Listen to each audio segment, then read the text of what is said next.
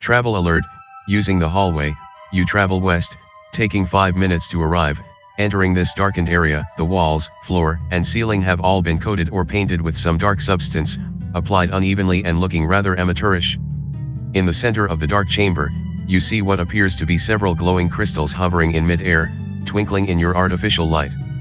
The crystals are quite small, but they are colorful, shining like tiny stars halfway between the floor and ceiling. Let's do a party curiosity check to see if you notice anything further here. Needing a 11 or less from your heroes, a 20 was rolled. Failure, the party looks about a little closer but does not notice anything more, the way ahead appears safe.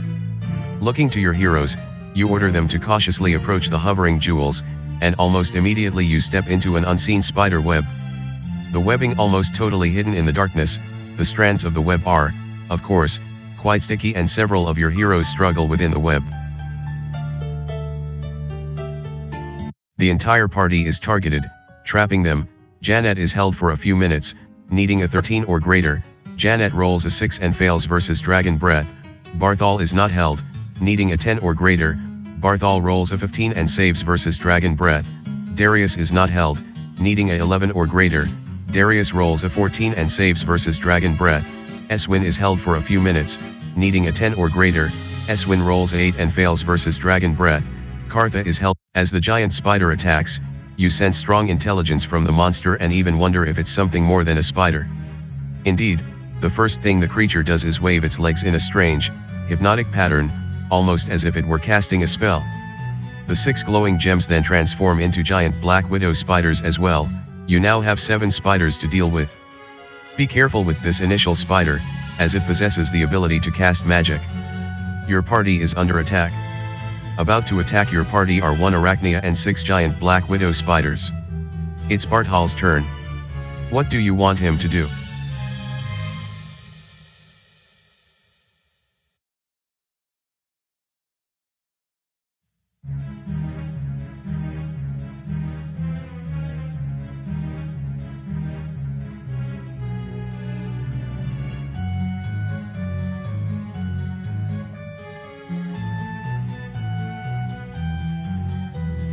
Needing a 50 or less on percentile dice, a 63 is rolled. Failure. Barthol tries to blend into the shadows but is unsuccessful, remaining visible to all combatants. Giant Black Widow Spider number 5 attacks Barthol with its bite, needing a 14 to hit. Die roll is a 15. Arachnia casts protection from normal missiles on itself, protecting it from normal bows, slings and crossbows for an hour. It's Darius' turn. What do you want him to do?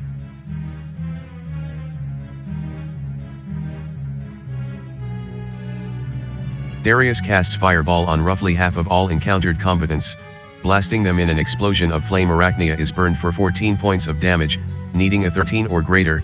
Arachnia rolls a 13 and saves for half damage versus spells. Giant Black Widow Spider number 1 avoids the attack altogether. Giant Black Widow Spider number 1 attacks Darius with its bite, needing a 12 to hit. It's Seniers' turn. What do you want him to do?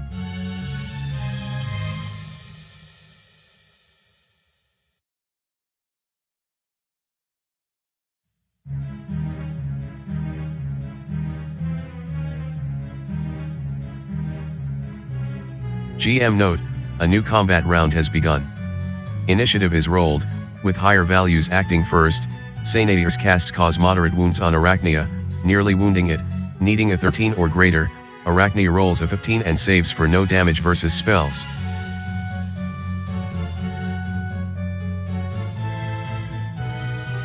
Barthol uses an orb of alchemist fire on roughly half of all encountered combatants, blasting them in chemical fire. Arachnia is burned for 13 points of damage, needing a 14 or greater. Arachnia rolls a 10 and fails versus Dragon Breath. It's Darius' turn. What do you want him to do?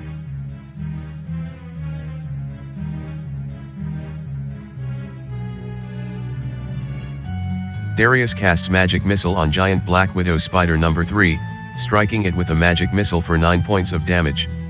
Giant Black Widow Spider number 3 has been defeated. It's Seniers' turn. What do you want? GM note, a new combat round has begun. Initiative is rolled, with higher value.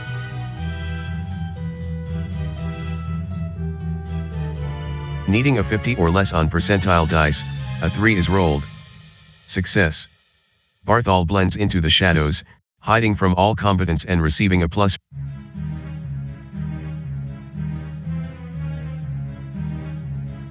Darius casts Magic Missile on Giant Black Widow Spider number 1, striking it with a Magic Missile for 10 points of damage. Giant Black Widow Spider number 1 has been defeated. Well done. All combatants have been defeated, ending the battle. Each hero receives 201 experience points. As the last of the spiders are defeated, the initial spider uses a last bit of magic and teleports away.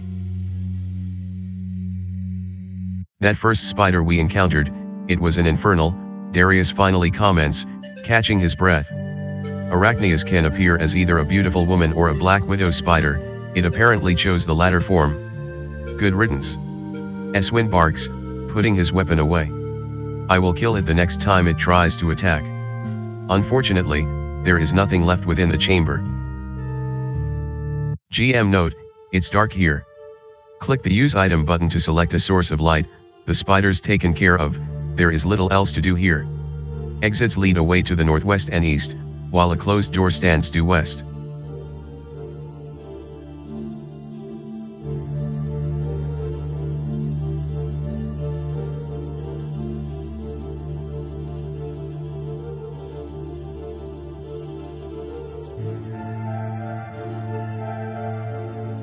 Janet uses a glowing skull throughout the entire local area, illuminating everything well.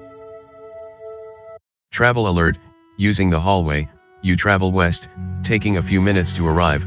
Continuing west, you encounter a wizard-locked door at the end of the hallway, the letter X painted in blood across the door. It appears someone does not want you to enter, or, perhaps, something on the other side of the door to escape. Again, the door is wizard-locked. By now you should know the drill. You will need something magical to get past this door.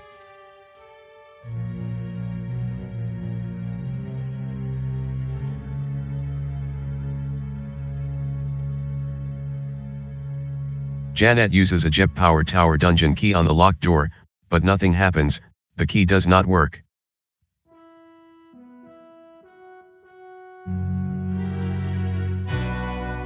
Darius casts Knock, unlocking the wizard-locked door and allowing access to the area beyond. Unlocking the door, you find what appears to be a ruined kitchen, a combination of foodstuffs and all their containers lying haphazardly about as if purposely knocked over.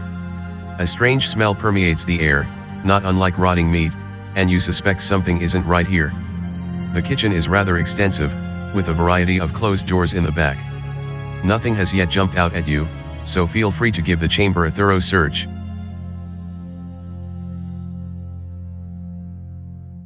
Searching the kitchen, you can generally tell that all the food here is several weeks old, it's all rotting now and inedible, but that likely coincides with when the infernals first arrived as well. Reaching the back, you find two large doors leading into a possible meat locker, the handles of the doors containing a long wooden rod or staff to keep them closed. Hence, it would be easy to remove the wooden rod and open the doors if you wish. There is probably a good reason why these doors have been barred. What do? Choose an option. Leave the doors closed and leave, open the doors and look inside. The curiosity score for Janet remains the same, first removing the wooden rod keeping the doors closed, you give one of them a tug and peer inside. Attached to the ceiling is a single iron hook, from which hang several large slabs of meat.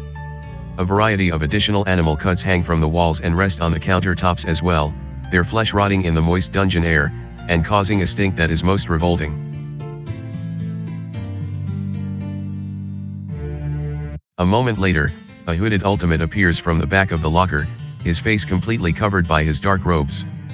As he steps toward you, several more ultimates appear, their faces similarly covered. Brethren! Darius exclaims, quite surprised to have found some surviving ultimates. Soon, 6 ultimates stand before your party, their hoods completely hiding their faces. As none of the ultimates have yet to speak, Darius steps to the center one, happy to have found some survivors. The ultimates continue to act strange, concerning Darius. In turn, he slowly reaches up and pulls the hood back of the central ultimate. To your absolute horror, the being there is actually a writhing mass of maggots in human form. The sight is so terrifying that the entire party must make saving throws versus paralysis or petrify. These maggot men pull down their hoods almost in order, revealing additional masses of maggots in human form. Words cannot describe just how terrifying these monsters are, writhing, squirming maggots so substantial they are the size of a fully grown human. As if the sight of them wasn't bad enough, they then attack, using their fists to pummel your party. Be very careful, these maggots act like rot grubs and will burrow their way into your flesh as well. Your party is under attack. Menacing your entire party are 5 maggot mans. Maggot man casts slow on Redfern, nearly causing him to move very slowly, needing a 12 or greater. Redfern rolls a 14 and saves versus spells. It's Redfern's turn. What do you want him to do?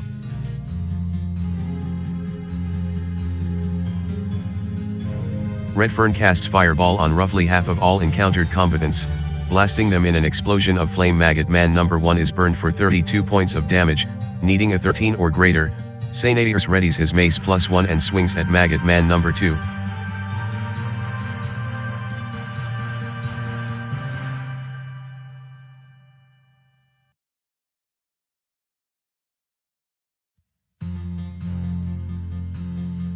Darius readies his dagger +2 and swings at maggot man number 4, needing a 17 to hit. Die roll is a 3, +5 to hit. Darius misses maggot man number 4. Maggot man casts lightning bolt on roughly half of the party, potentially electrocuting them. It's Janet's turn. What do you want her to do?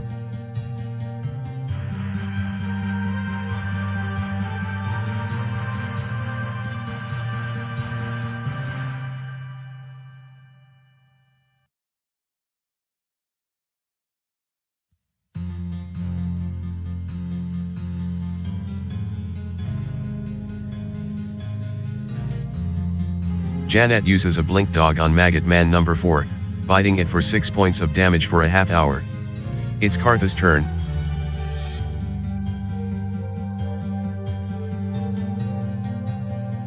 Kartha casts spiritual hammer on maggot man number 4, bashing it for 5 points of damage for 5 minutes. Maggot man casts invisibility 10 radius on roughly half of all encountered combatants. Maggot man number 3 avoids the attack altogether. Maggot man number 4 is now invisible for 10 minutes.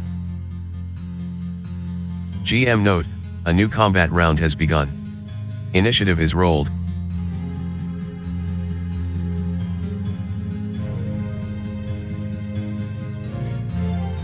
Janet casts cause light wounds on maggot man number 4, wounding it for 8 points of damage, needing a 13 or greater. Maggot man number 4 rolls a Kartha directs her spiritual hammer at maggot man number 3.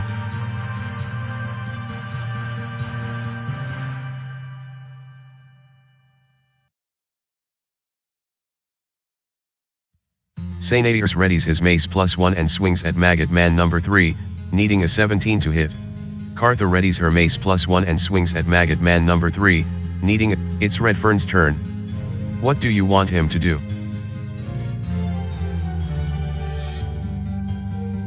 Redfern casts magic missile on maggot man number 3, striking it with a magic missile for 7 GM note, a new combat round has begun.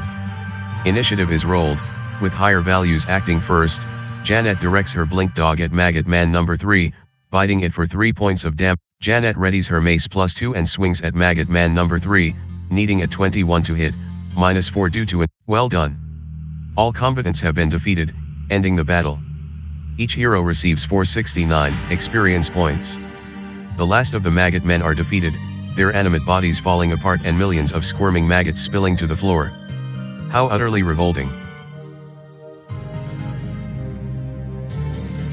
The battle over, your heroes escape the meat locker, leaving the writhing masses of maggots on the floor behind and quickly securing the doors again with the same wooden rod you found earlier. That's definitely a place you will never enter again. Those wretched things, Darius begins, just as shocked as the rest of your party. Those were once ultimates who practiced necromancy, bringing dead things back to life. The infernals must have trapped them in there and they became those monsters. Still quite disgusted by the encounter, at least the worst is over now.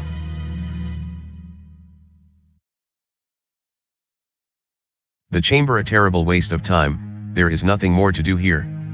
A single unlocked door leads away to the east.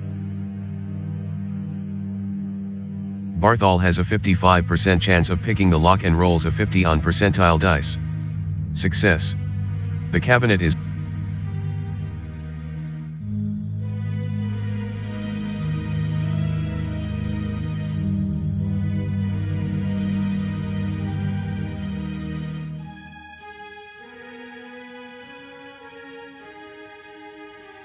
Janet casts Cure Light Wounds on Barthol, healing him for 8 hit points.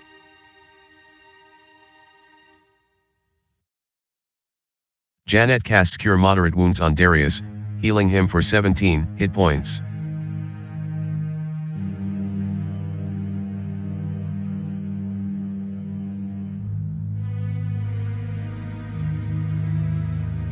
Sainadius casts Cure Light Wounds on himself, healing him for 12 hit points.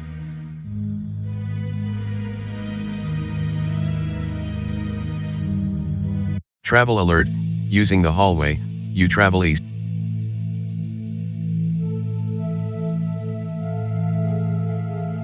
Travel alert, using the hallway, you travel northwest, taking 5 minutes to arrive. Peering into this old chamber, your first impression is that it was once a bedroom. However, everything has recently been smashed to pieces, all the furniture not just ruined but utterly torn apart.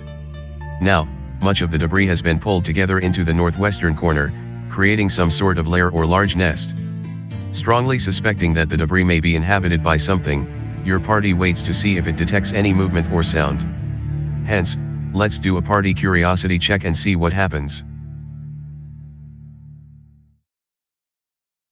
Needing a 14 or less from Janet, a 8 was rolled. Success. Yes, you can tell that the lair here is certainly inhabited, you just don't know by what yet. As most of the debris and large nest is in the far northwestern corner, you could probably avoid anything dwelling within if you stay to the hallway and merely pass through the chamber. Or, of course, you can tempt fate and further explore the debris in the corner, almost certainly drawing the attention of whatever lurks within. What would you like to try? Choose an option: assault the nest violently, avoid the nest altogether, cautiously explore the nest. The curiosity score for Janet remains the same, curious but ready for anything. You signal for your party to slowly approach the lair in the corner. As you near to within 10 feet of the primary nest entrance, you hear a small roar, followed by a puff of fire. You've seen this before, back in the death crypt of Khaldun. It appears at least one hellhound is here. Assuming that's correct, what would you like to do here? Choose an option: assault the lair violently, set fire to the lair, wait and see what comes out. Weapons ready, you wait to see what crawls out of the lair and, likely attacks. Another tiny roar is heard, followed by more spits of fire. Yep, definitely a hellhound inside.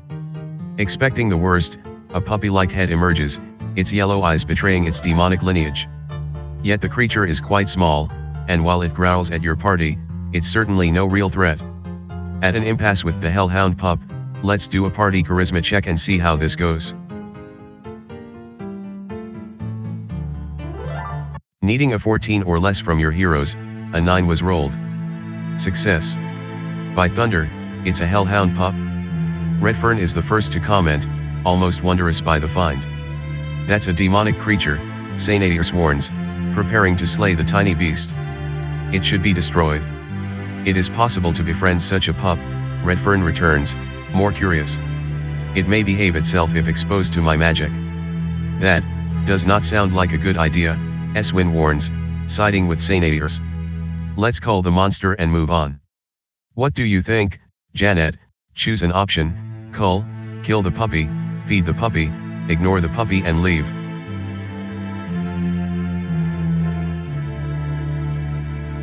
As if reading your mind, Redfern grins and retrieves a little of his rations, setting it down on the ground a few feet away from the hellhound pup. It takes a little while, but eventually the tiny creature ever so slowly approaches the food. The hellhound is definitely hungry. The pup sniffs the food several times and even tastes it, but the rations are for people, not hellhound puppies. Recognizing this, Redfern turns and leaves the party, heading southeast and letting you know he will be right back.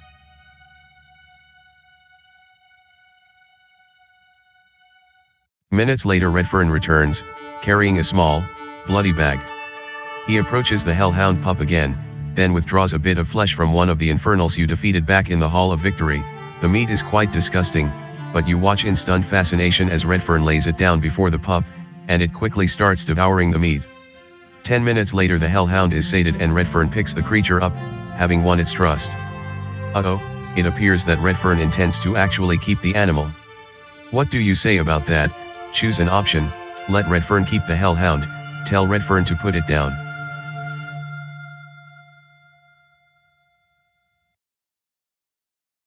The empathy score for Janet remains the same.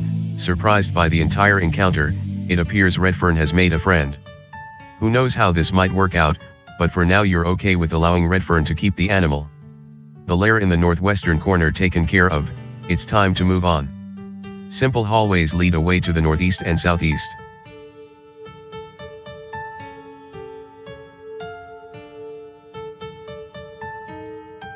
Barthol has a 55% chance of picking the lock and rolls a 33 on percentile dice.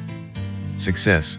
Barthol has a 55% chance of picking the lock and rolls a 33 on percentile dice. Barthol has a 55% chance of picking the lock and rolls a 93 on percentile dice.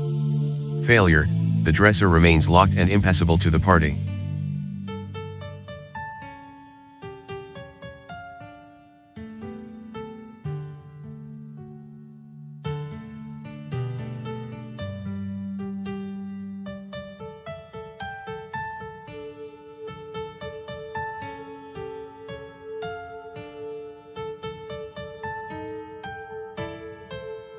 Marioleth nods and takes everything from within the immediate area.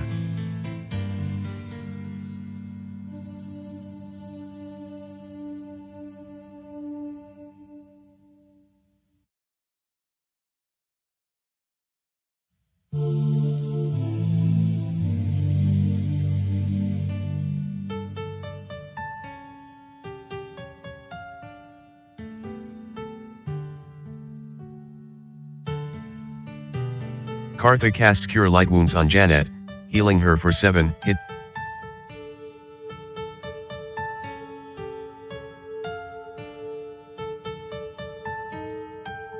Kartha casts Cure Light Wounds on Barthol, healing him for 10 hit points.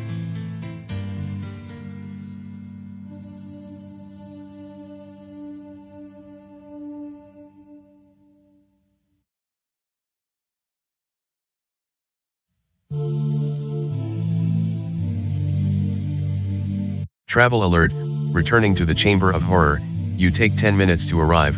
With nothing more to do here, it's time to move on. A closed door stands. GM note: your source of light has just gone out, your party rests and recovers.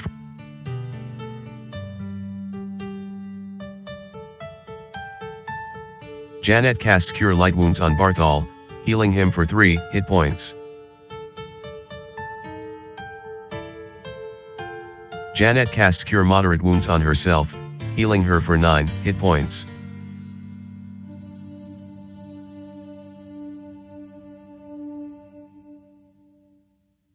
Kartha casts Cure Light Wounds on Eswin, healing him for 10 hit points.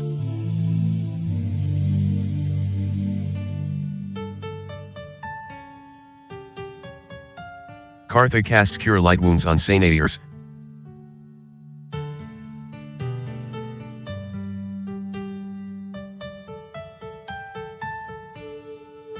Sainadiers casts Cure Light Wounds on himself, healing him for 8 hit points. Your party rests and recovers for 8 hours. Wounds are tended, spells are memorized and your heroes are refreshed and re-energized.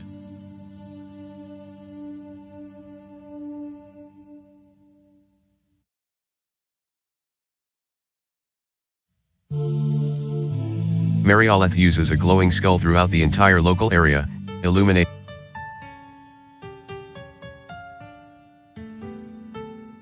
Travel alert: using the hallway, you travel west, taking a few minutes to arrive. All the infernals dispatched here within the Hall of Victory, you can now proceed past the area. Exits. Travel alert: using the hallway, you travel north, taking 5 minutes to arrive. The small chamber here appears to have been a study, with several bookshelves lining the northern and western walls. However, all the bookshelves have been knocked over and hundreds of books lie about in a jumbled heap on the floor. There does not seem to be much to explore here. Hallways lead away to the northwest, east, and south. Deciding to lift several of the bookshelves up and search the pile of books in the center of the study, it does not take long before you discover the corpse of an ultimate, an older human woman who apparently was slain here and then buried in the books. You don't see any obvious signs of trauma on the body, so let's do a party curiosity check to see if you can deduce how the woman may have died.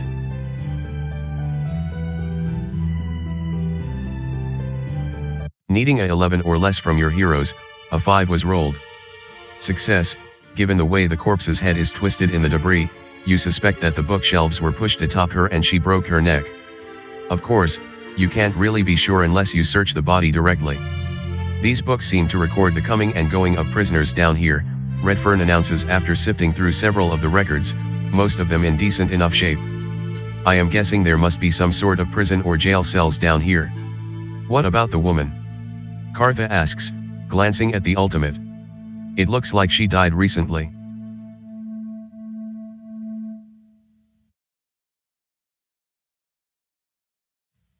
Giving the corpse a thorough search, it's clear that her neck is broken, although you can't tell whether she received the injury before or after the bookshelves were toppled upon her.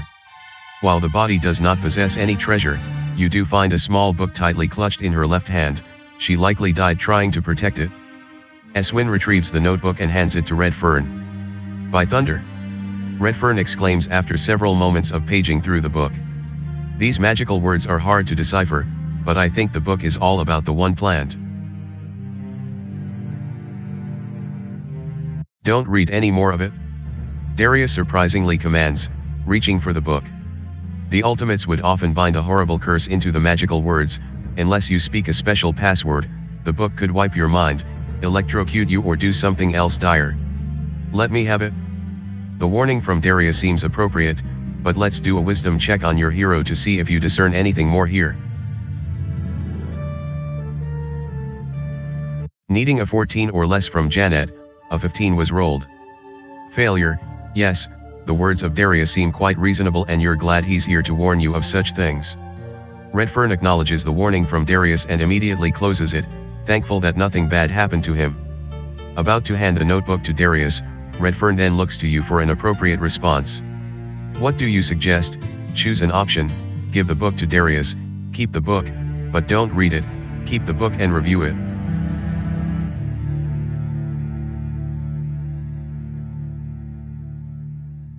In full agreement with Darius, you nod to Redfern to continue, the wizard handing the ex-ultimate the notebook moments later. Everything now searched within the ruined study, it's time to move on. Again, exits lie to the northwest, east, and south. Barthol has a 55% chance of picking the lock and rolls a 37 on percentile.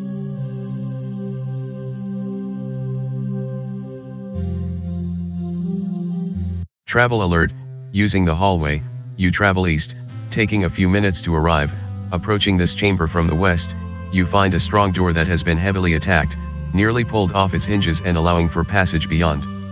Stepping through the doorway, you enter a modest armory, all sorts of weapons, armor, shields and ammunition carefully stacked, shelved, and otherwise stowed away. All of it looks to be in excellent shape and you suspect that there may even be some magical items here. Curiously, several large, heavy, metal chains lie across the floor.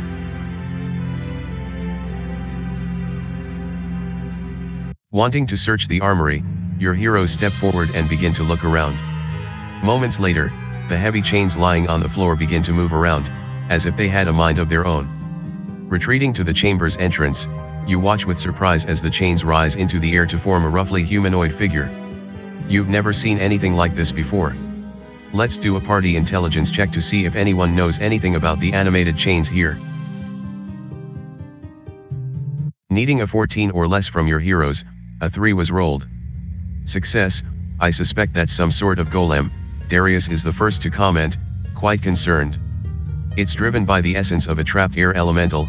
If we get too close, it will attack with everything it has.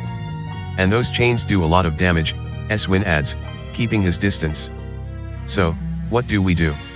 Kartha asks, her gaze transfixed on the animated chains ahead. It's likely protecting the armory here, Redfern answers. Our options are limited. Your heroes turn to you, Janet. Choose an option, attack the animated chains, leave the chamber for now.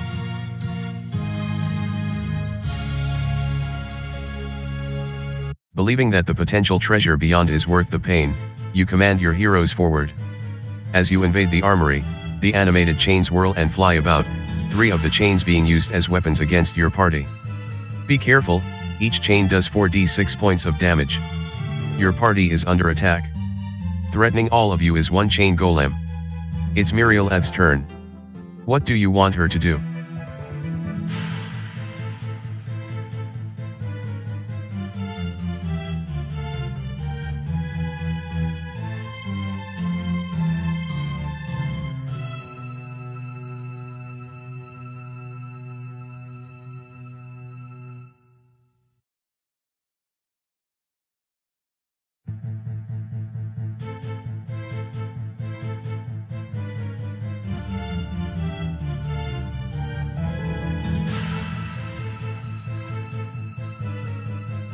Needing a 40 or less on percentile dice, a 80 is rolled. Failure. Murieleth tries to blend into the shadow. Needing a 50 or less on percentile dice, a 60 is rolled. Failure. Arthal tries to blend into the shadows but is unsuccessful, remaining visible to all combatants. It's Nyers' turn. What do you want him to do?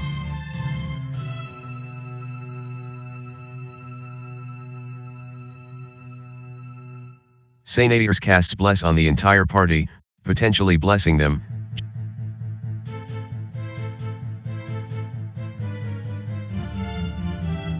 Janet uses a blink dog on Chain Golem, biting it for 2 points of damage for a half hour.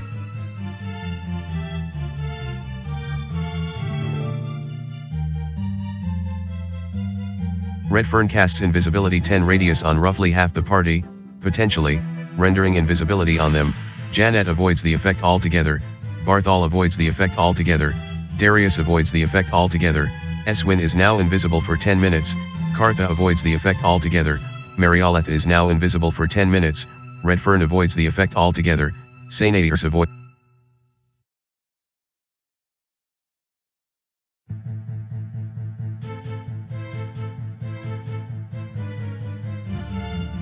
Kartha casts Cure Light Wounds on Eswin, healing him for 11 hit points. It's Eswin's turn. What do you want him to do? Eswin readies his longsword +2 and swings at Chain Golem, needing a 27 to hit, -4 due to being grabbed and restricted. Die roll is a 14, +8 to hit, Eswin misses Chain Golem.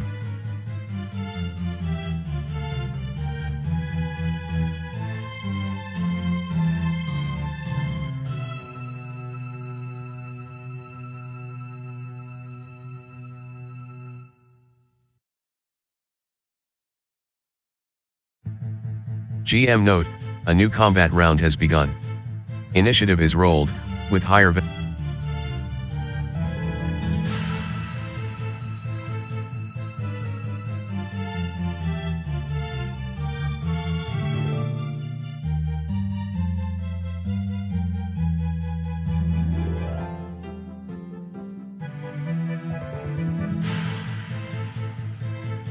Janet uses a skeletal seed on Chain Golem, causing the monstrous hero to attack it for 8 points of damage for 10 minutes.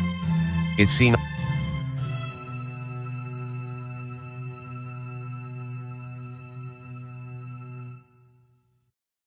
Nyers readies his mace +1 and swings at Chain Golem, needing a 23 to hit. Die roll is a 7, +5 to hit.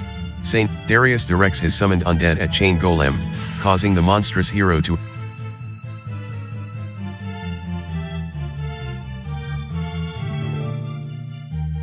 needing a 40 or less on percentile dice, a 13 is rolled.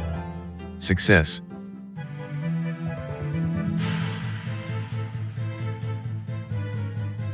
Redfern uses a Hellhound Pup on Chain Golem, breathing fire on it for 3 points of damage for a half hour. It's Barthol's turn.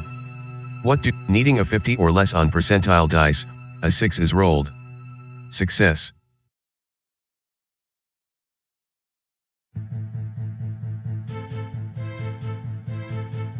Kartha readies her mace +1 and swings at Chain Golem, needing a 23 to hit.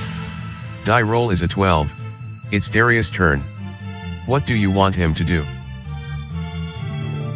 Darius binds the wounds of Eswin, returning his hit points to 0 and stopping his bleeding. GM note, a new combat round has begun.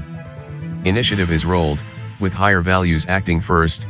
Janet directs her blink dog at Chain Golem, biting it for 3 points of damage and leaving it with 73. Arthal readies his short sword +1 and swings at Chain Golem, needing a 19 to hit, +4 due to hiding in shadows. Die roll is a 2.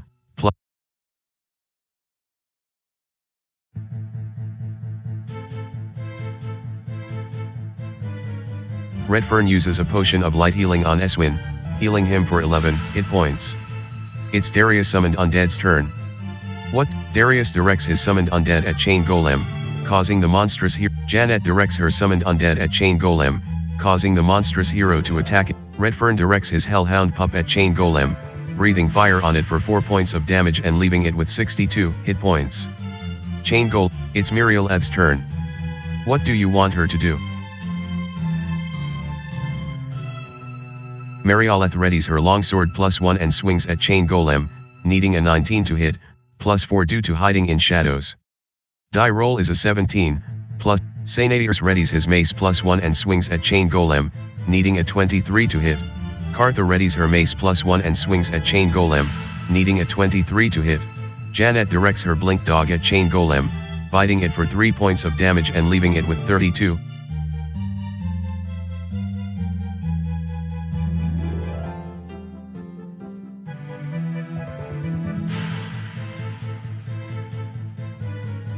Janet binds the wounds of Eswin, returning his hit points to 0 and stopping his bleeding. It's Darius' turn. What do you want him to do?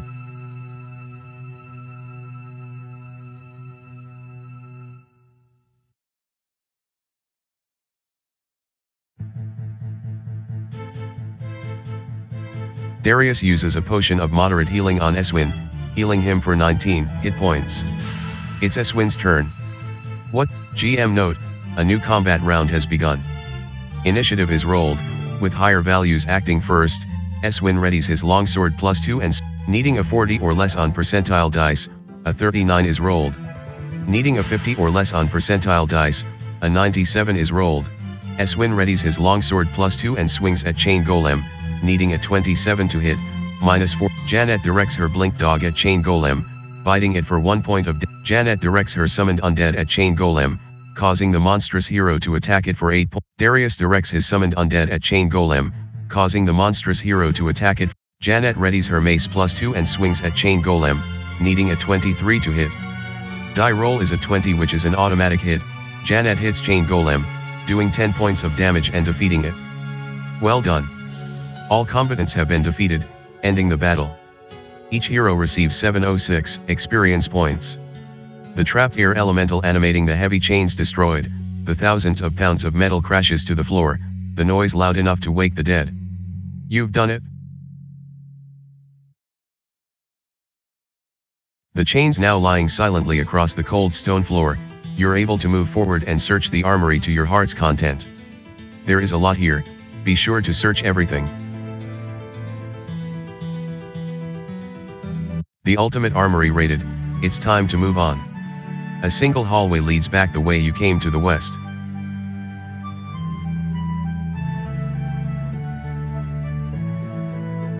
A quick search finds that the barrels have 1000 ammunition, 100 ammunition +1 and 100 ammunition, poison.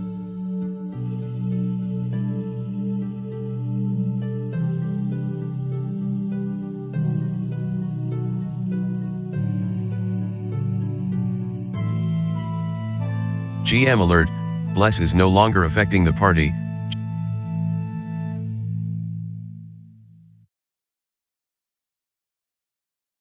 Janet nods and takes the 100 ammunition, poison.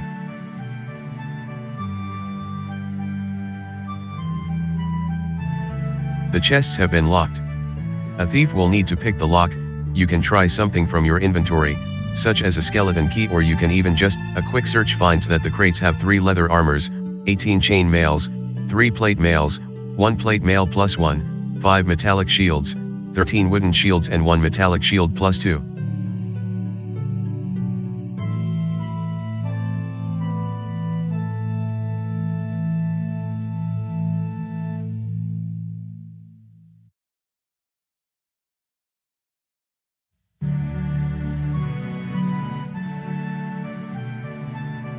Janet nods and takes the metallic shield plus 2.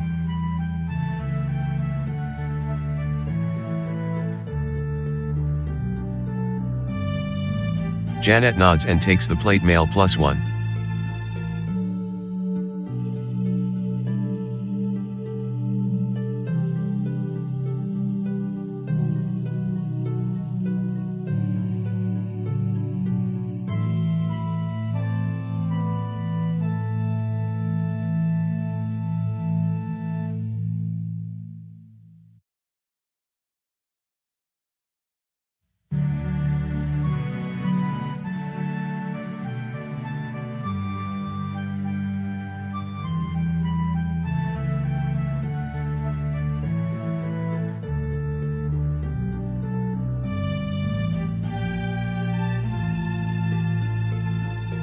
The lock boxes have been locked.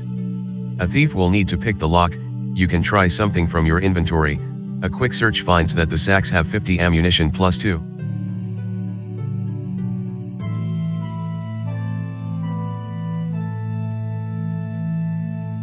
Janet nods and takes the 50 ammunition plus 2. A quick search finds that the weapon racks have 17 polearm, 19 short swords, 8 long swords, 4 two-handed swords, 3 longbows, 1 great axe plus 1 and 1 heavy crossbow plus 1.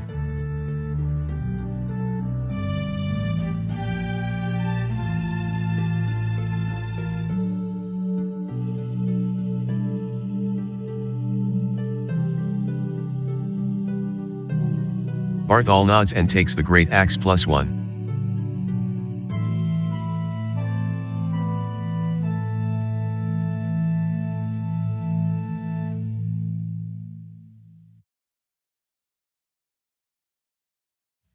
Eswin nods and takes the heavy crossbow plus 1.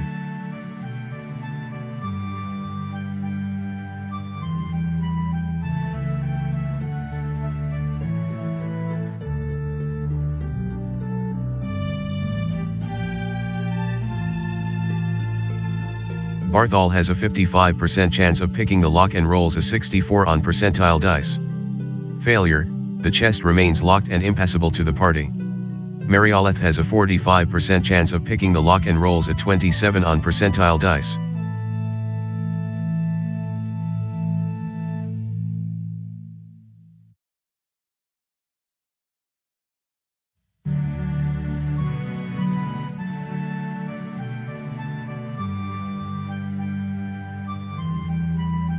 Redfern nods and takes the sling plus 2.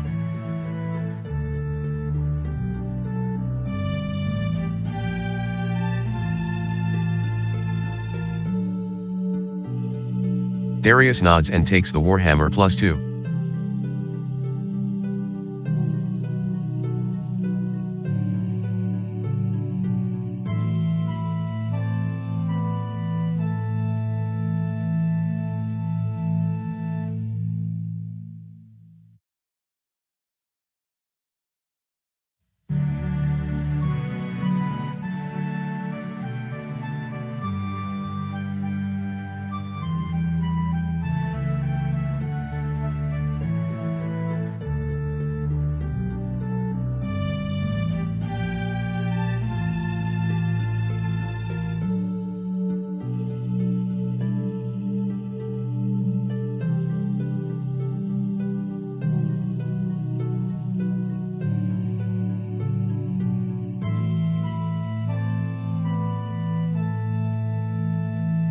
Barthol has a 55% chance of picking the lock and rolls a 82 on percentile dice. Failure, your heroes bash open the lockbox, destroying the locking mechanism and making its contents available. However, your act of vandalism may have destroyed some of the items hidden away with.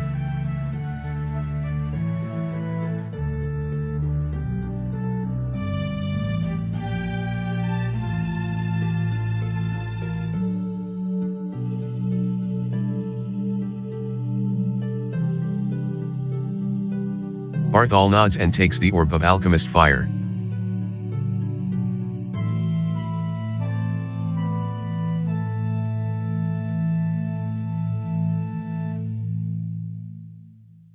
Janet casts Cure Moderate Wounds on Eswin, healing him for 16 hit points.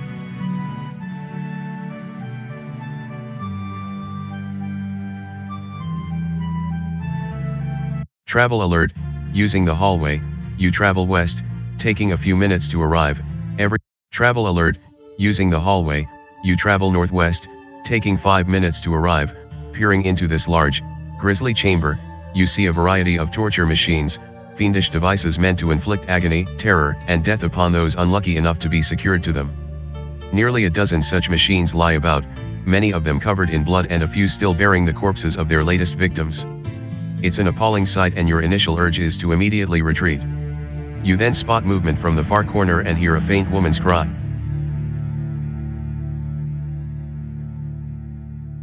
Slowly approaching, you find a monstrous infernal standing 30 feet away, the winged creature made of fire and darkness, and something you've never encountered before. The creature is quite intimidating, something you suspect could stand against your party all by itself. Holding a glowing whip, it's standing alongside a robed humanoid sitting at a table, an apparent ultimate. It appears that the ultimate is writing something, the monster peering over her shoulder. You hear a few more sobs from the ultimate, an older woman's voice that sounds frail and very hurt, and your instinct is to rush in and rescue her.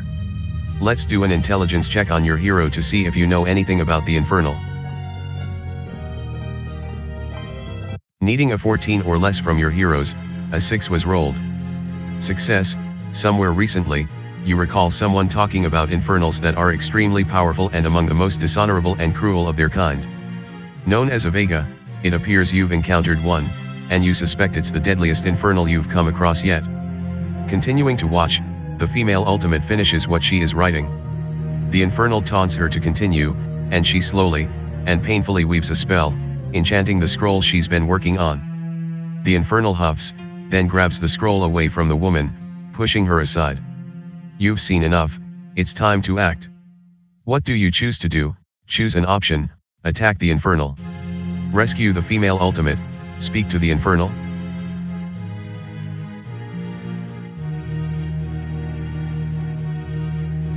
Assault the infernal and I will try to rescue the ultimate, Darius whispers into your ear, a daring plan. At once, your party rushes the large demon, the infernal grinning with delight as it steps in your direction to attack. In turn, Darius quickly reaches the older woman and pulls her away, attempting to actually save her. With only seconds to act, Darius removes a magical ring from his remaining hand and slides it onto her finger, the woman quite confused.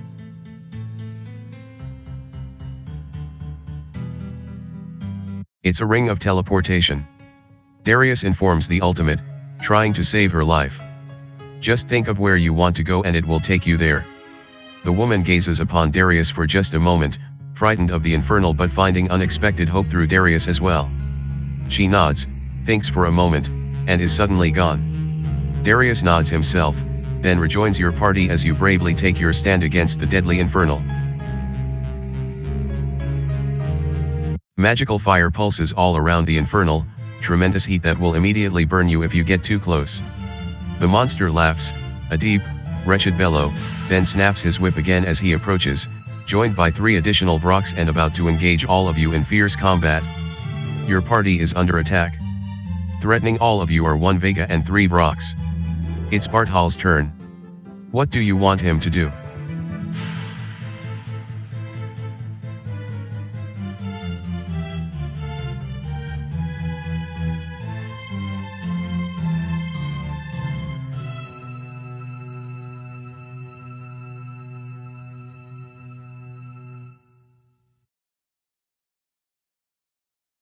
Needing a 50 or less on percentile dice, a 16 is rolled.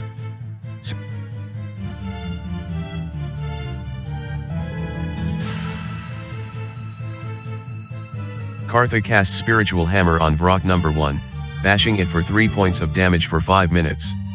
Vrok number 1 attacks Eswin with its bite, needing a 21 to hit. Die roll is a 19, plus 8 to hit. Vrok, It's Seniors' turn.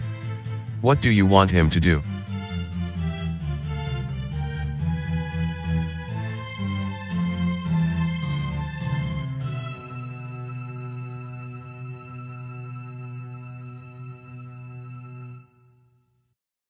Seniors casts Spiritual Hammer on Vrock number 1, bashing it for 2 points of damage for 5 minutes.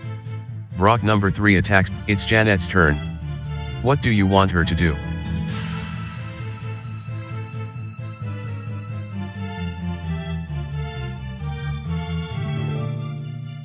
Janet uses a Blink Dog on Vrock number 1, biting it for 1 point of damage for a half hour.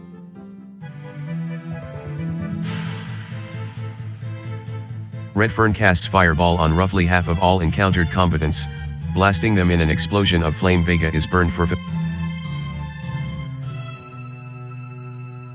Marioleth casts Lightning Bolt on roughly half of all encountered combatants, electrocuting them. Vega is electrocuted for 7 points of damage, needing a 12 or greater.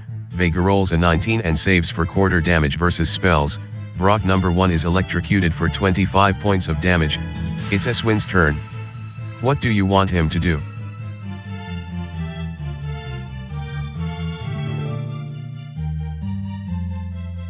Eswin readies his longsword +2 and swings at Vrock number 3, needing a 17 to hit. Die roll is a 18.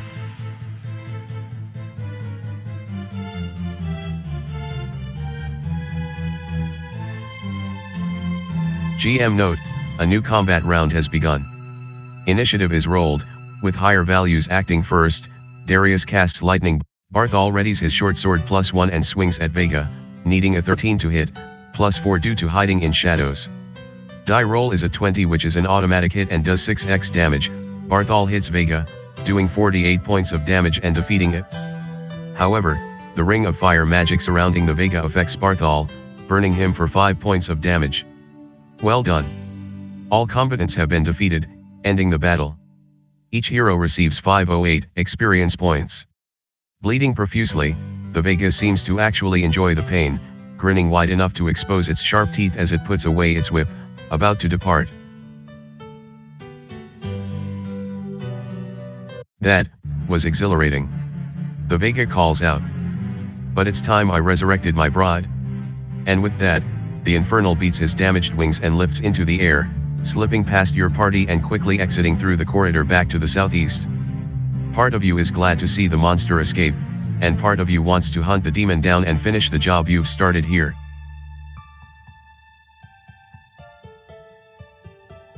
Bride. Eswin wonders aloud, turning to your fellow heroes. Could he mean the succubus we found in that makeshift sarcophagus to the southeast? Cartha responds. We should go check. Your party agrees, waiting for you to lead the way. The encounter with the Vega apparently over, there is little more you can do amongst all the torture devices. Exits lead away to the southwest and southeast.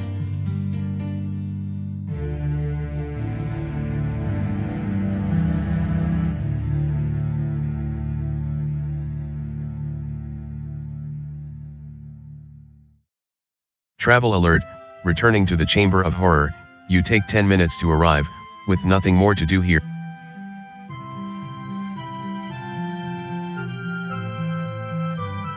Janet casts Cure Light Wounds on Eswin, healing him for not.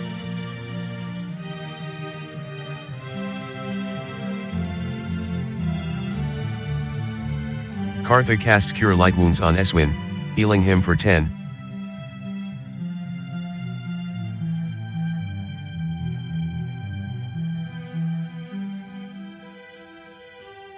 Seniors casts Cure Light Wounds on Eswin, healing him for 7 hit points. GM note, your source of light has just gone out, your party rests and recovers for 8 hours.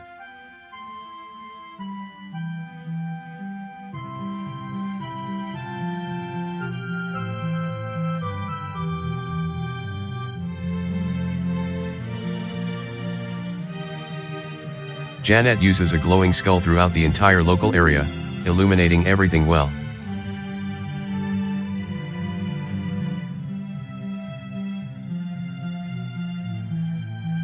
Travel alert, using the unlocked door, you travel south, taking 5 minutes to arrive, Returning to the succubus burial chamber, you're horrified to find the Vega you encountered back within the torture chamber to the northwest, the monster just now completing the reciting of the raised dead scroll provided by the ultimate cleric. Readying your weapons for imminent combat, the succubus stirs, embraces the Vega, almost as if they were lovers, and then crawls out of the crude sarcophagus, the pair very happy to be alongside one another again. The Vega and succubus watch as you approach, the two infernals eyeing you with a smugness as if they know something you do not. "You can't stop us," the Vega announces, readying his whip again. "And after you're dead, we will finally escape this wretched dungeon and lay waste to your world. There is only two of you and all of us," Eswin responds, confident of your party's chances. "Well, see about that," the succubus hisses, her eerie voice juxtaposed to her physical beauty. The Vega grins and snaps its demonic fingers. Immediately, the wall of corpses lying against the western wall animate, falling over themselves but quickly regaining their feet, about to assist the two infernals in their fight against you. Surprised by the turn of events, you count over 24 zombies as they slowly approach. "Now, let's see who is stronger," the Vega taunts, readying his whip. "To the death." And with that, the demons and zombies attack. Your party is under attack. Facing the entire party are 1 Vega, 1 succubus, and 25 zombies. It's Muriel F's turn. What do you want her to do?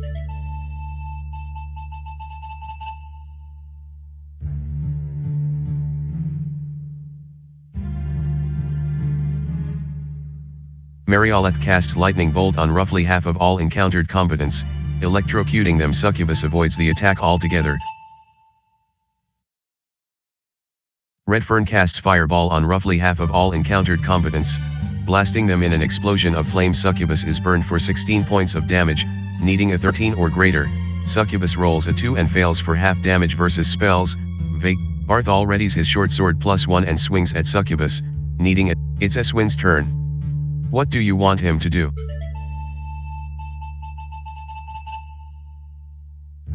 Eswin uses a Boots of Speed on himself, allowing himself to act twice each round for 5 minutes. Succubus casts Ring of Fire on all encountered combatants, burning all close-ranged party heroes each time they attempt to attack an enemy combatant. It's Janet's turn. What do you want her to do?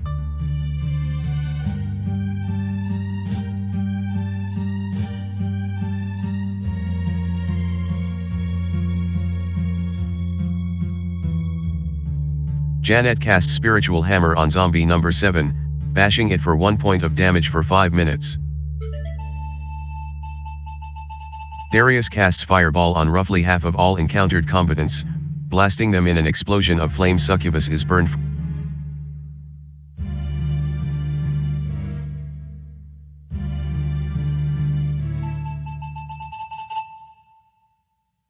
Sainadius casts Cause Moderate Wounds on Vega, nearly wounding it, needing a 12 or greater.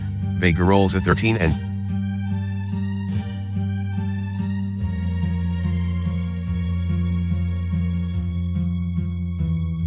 Cartha casts Spiritual Hammer on Succubus, bashing her for 1 point of damage for 5 minutes. Vega casts Charm any combatant on Eswin, nearly charming him but ineffective. GM note, a new combat round has begun. Initiative is rolled, with higher values acting first. It's Eswin's turn.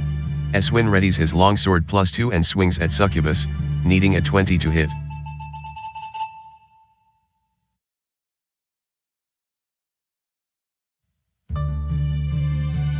Janet casts Cause Light Wounds on Vega, potentially wounding it, causing nothing to happen, as Vega is immune to all 1st and 2nd level spells.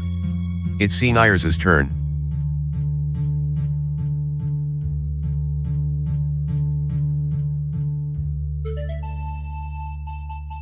Sainadius readies his mace +1 and swings at Vega, needing a 17 to hit.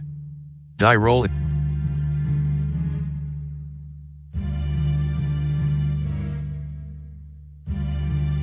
Darius casts Magic Missile on Vega, potentially striking it with a magic missile, causing nothing to happen, as Vega is immune to all 1st and 2nd level spells.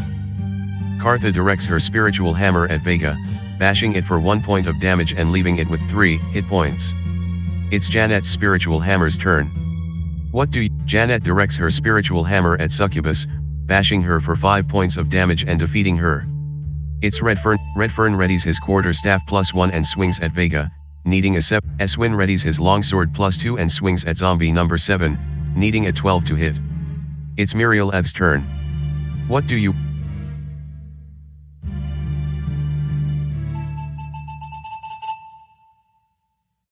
Murieleth readies her longsword +1 and swings at Vega, needing a 17 to hit. Die roll is a 14, +4 to hit. Murieleth hits Vega, doing 6 points of damage and defeating it. However, the ring of fire magic surrounding the Vega affects Murieleth, burning her for 6 points of damage. Well done. All combatants have been defeated, ending the battle. Each hero receives 488 experience points. Janet has gained a new energy level and receives 5 new hit points and 1 new spell. Click the spells button to assign the new spell. Nearly slain, the Vega falls alongside the succubus.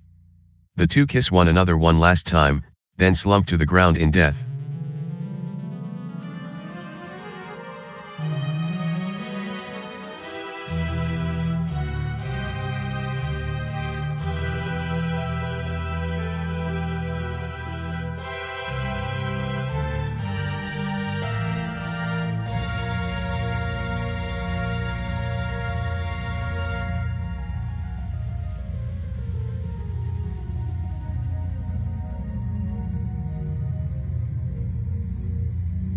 Your party cautiously approaches the defeated infernals, the pair still embracing one another even in death. Moments later, their bodies begin to decay, soon dissolving into nothingness. Their time within Sicelus has definitely come to an end. I hope that puts an end to these infernals here within the dungeon, Cartha states, tired of them. The ultimates were fools to summon them in the first place. What's that? Redfern asks, pointing toward a small hole in the western wall about 20 feet away.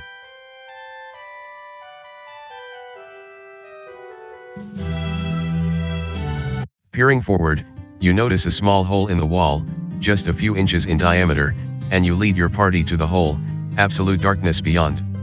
Intrigued, Redfern retrieves one of his daggers and slowly sticks the blade into the hole, able to push its entire length through. You've apparently found a false wall here.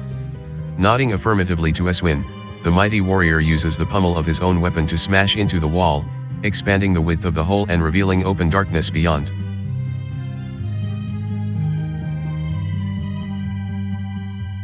The rest of the party joining Eswin, you soon clear enough of the wall to reveal old, dusty, crumbling stairs leading down. Apparently, the doorway here was plastered over many years ago, forming a false wall. Now you've discovered a way down to an even lower level of the dungeon. A way down, Eswin comments matter-of-factly. Perhaps it was best we fought the infernals here after all. Shining some light through the wall, the stairs appear to descend a good 30 feet before terminating in what appears to be a cave-in below. The breach in the wall here discovered and opened enough to permit entry. You can descend to the third level of the dungeon from here. Otherwise, you can exit the unlocked door to the north and proceed back into the second level of the dungeon.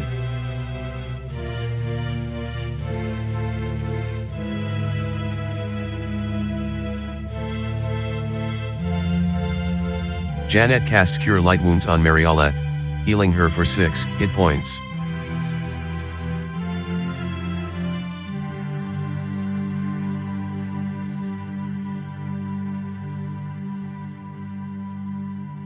Cartha casts Cure Light Wounds on Redfern, healing him for 4 hit points.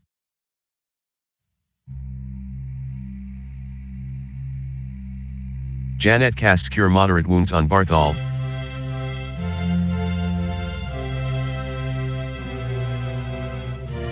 Cartha casts Cure Light Wounds on Eswin, healing him.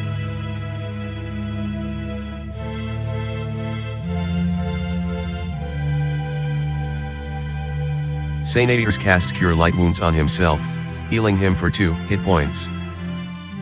GM note, your source of light has just gone out, your party rests and recovers for 8 hours. Wounds are tended, spells are memorized and your heroes are refreshed and re-energized. You spend a few minutes searching the area. However, you don't find any secret doors or exits. You do find one hole in the wall. You do find one succubus corpse.